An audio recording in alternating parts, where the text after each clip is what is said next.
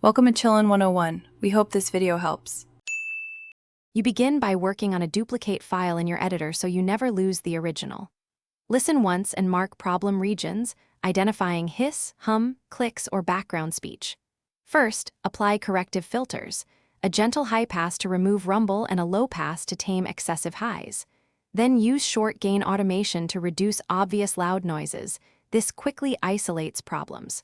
Once done, make sure to save a project snapshot. You'll need these early reductions to make advanced tools work better. Now you move into profile-based denoising.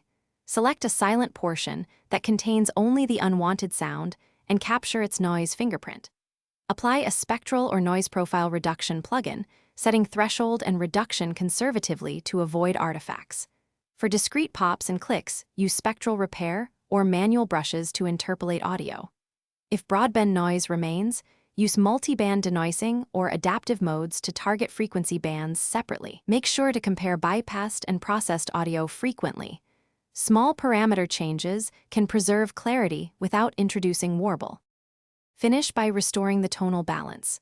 Apply subtle EQ to compensate for any dulling, then use light compression to even dynamics without pumping. Check stereo imaging and normalize or set LUFS for platform targets, then export a high-quality master and a delivery copy.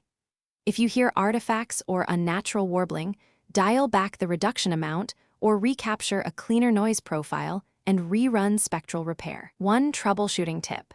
If reduction creates musical noise, reducing attack of adaptive filters or splitting into narrower bands usually solves it. Thanks for watching. Consider subscribing if we helped you.